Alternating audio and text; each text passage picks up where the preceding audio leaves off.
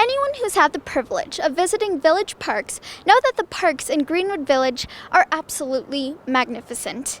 Every park is unique from the rest and has a special characteristic that makes every event, leisure, or recreational experience much more special for you. From equestrian parks to neighborhood parks to parklands dedicated as open space, lots of work goes into taking care of these precious lands for the community to enjoy. Let's explore the details on how the parks are maintained to keep the village such a special place and what you need to do to stay safe as a park user.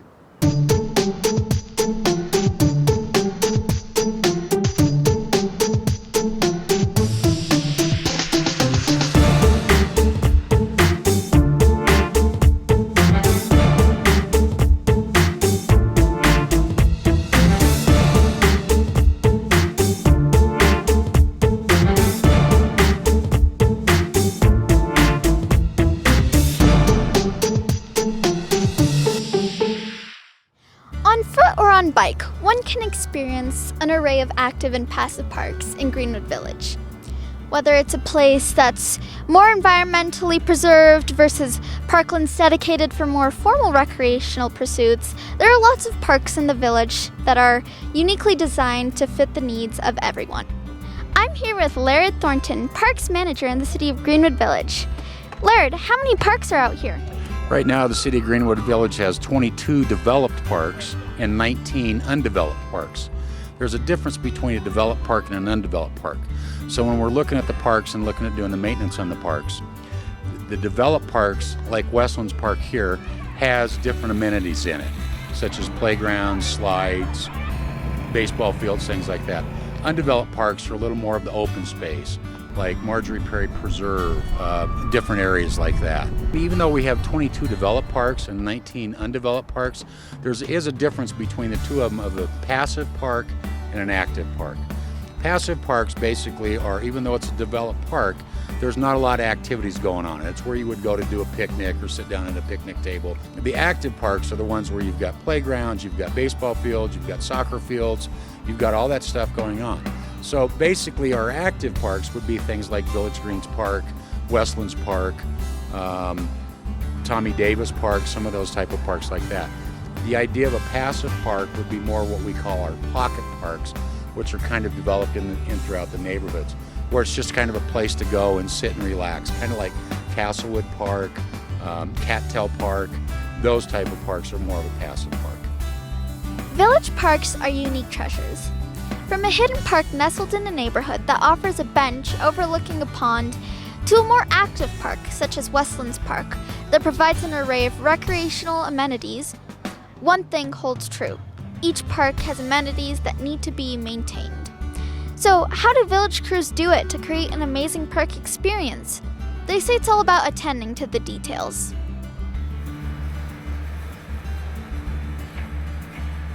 The basic philosophy for parks maintenance is we want to make sure that our parks are safe, that they're clean, that they're accessible, and that they're green, and that there's a place that you can come and play and have a good experience in our parks. So basically the general philosophy is parks are safe, clean, accessible, and pretty.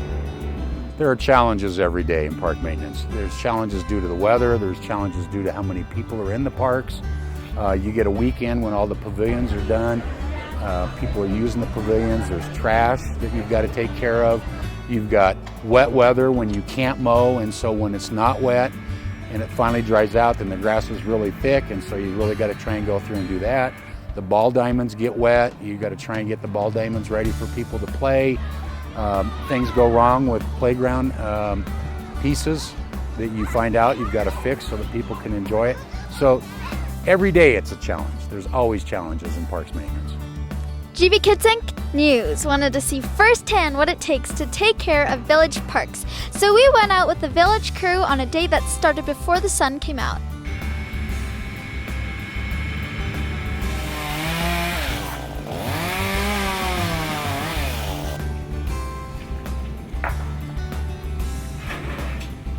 Hi, I'm Michael McNeil. I work on the East Side Turf Crew, which puts me outside most of the year, and I really enjoy my job. Typical day for me would be grabbing the mower that you see behind me right here, filling it up, roading it out here, and I would do the athletic fields and whatever else is needed of me. And then these fields get mowed again on Thursday. So all athletic fields get mowed twice. We mow so that you can come out here and play and make sure that, the height of the grass is comparable with what you need. Well, today we're doing one of our, a couple of our things that we do in the parks, trails, and streetscapes is safety for all the parks and also making them aesthetically pleasing. So here we have one of our parks. On the other side is Tommy Davis, and then we have Orchard Hills Park. This is the tunnel that connects the two, and alongside over time we get erosion, snow plow pushing the rocks back, so we're trying to make it look a little bit more aesthetically pleasing by bringing in new stone, a little bit bigger stone, to prevent it from being eroded away, protect our drainage ways from contaminants going into the waterway, and also making it just more pleasing for the park users. So let's throw a little water on the field here. So part of our day-to-day maintenance is to come out to the parks and to run through the sprinkler systems to ensure that there's no broken heads, there's no leaks, that all the lines are tight. I usually come to the pump station here, I'll monitor, I'll look at my numbers, make sure that I have good pressure. I'll go through the park and observe, make sure that nothing's out of place, there's no hazards, trash on the grounds. Every day is it's a day in the park. It's great to meet the residents, to work in the unique landscapes that are, found throughout the village here. I live fairly close to the shop, so I get to the shop about 6:15, 6:30. Our morning stretches starts at 6:45, so I get ready, put my boots on and go stretch, and then we do our normal meeting to get our job assignments. And my assignments are doing the ball fields for the city. That's my #1 priority. And then my second priority, every 4 to 6 weeks, I take care of the synthetic field that the village has.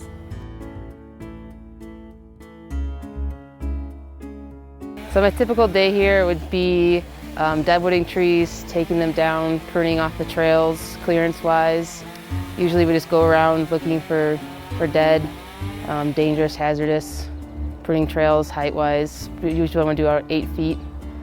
Sometimes we do stump grinding, getting rid of the stumps from the old trees that we took down. Some days we'll go out and water trees, the newly planted ones we did this year or previous years, to make sure they have enough water. You're planting these trees, they may live, and they may live to be 50 years old, they may only live to be 2 years old.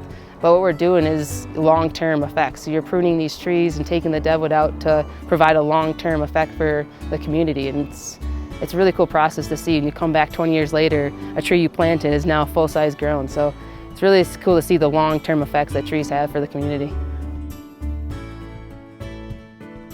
I'm out here today inspecting one of our many parks playgrounds.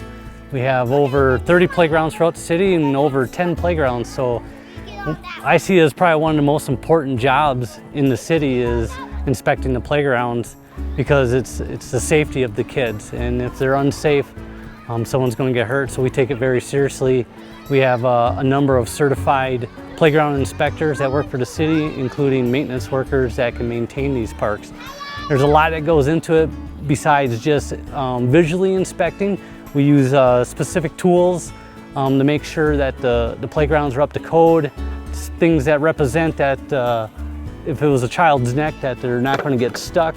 So if it can get through a spot, we have to modify it or replace it so it brings up to code. Also, kids can go through spots where they could get stuck through their waist. So we have a representation of the size of a waist of a child. We want to make sure that they can go through there. A lot of things that people don't realize is even the playground surface that the kids play on, the softball wood chips. This is not your normal wood chip that you use around for landscaping at your house. This is a special wood chip called softball. It's tumbled, so it's got rounded edges to help prevent kids getting splinters and stuck. So, and it's also the depth.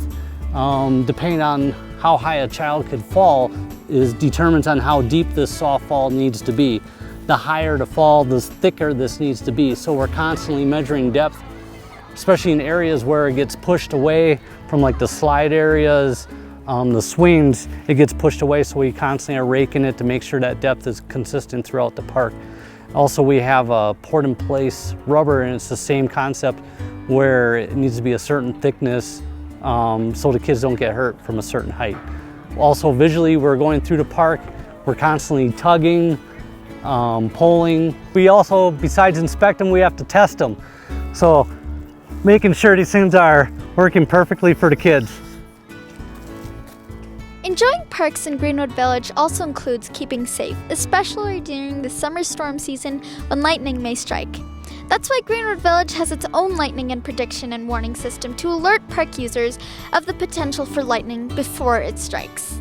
Greenwood Village has 5 lightning prediction systems in 5 of our parks. 1 here at Westlands Park. There are 4 in the other parks. There's a difference between a lightning prediction system and a lightning warning system. We have a lightning prediction system. And what it does is it measures the atmospheric pressure and conditions, static electricity in the air, from about 15 miles out. And as it closes in, as the storm closes in, it takes those calculations and measurements and it says, okay, after it gets into about 2.5 miles within the city, within the boundaries around the prediction system, it sends off a warning, what we call the red flag warning. And a siren goes off, and it goes off for about 15 seconds, and then a strobe light goes on. That gives you a little bit of time. It's saying the storm's coming in, you got lightning coming. You may not see lightning, but you know, but the conditions are right for lightning. So as it's coming in, the storms move in, it sounds an alert, tells you to evacuate the fields, you go in and you wait. And the storms move in and the storms move out. The same thing that it takes to measure a storm coming in and creating lightning, it takes a little bit of the same time for it to move out. As the storm moves out, it calculates and it says, okay, it's all clear now, you're not going to have any more lightning in the area. It sets off 3 blasts, the strobe goes off, and it's clear for that. Now the difference between a prediction system and a lightning strike warning system is you actually have to have lightning before your system starts activating. The old rule of thumb of when you see lightning and you hear thunder, count between the lightning that you see and the thunder that you hear of 1001, 1002, that tells you how far away it is. That is out the window. Everybody now, all the professionals now, you see lightning, it's close enough to hit you. If you see it, you need to get off the field. Lightning strikes, it's too late by that time. That lightning strike that you see, the next one could be the one that strikes you. That's why we go with the prediction device rather than a strike detector. So when are the systems operational? Okay, the systems are operational during lightning season. So basically what we do is we activate them early in the spring and turn them off early in the fall. The system is activated early in the morning or at dawn, and then it turns off at dusk as there's no more light. That's when the parks are basically open. So it's activated during the time that the parks are open. Greenwood Village gives the word park another meaning. Simply irresistible and guaranteed not to pass up. Check them out for yourself. You may never want to leave.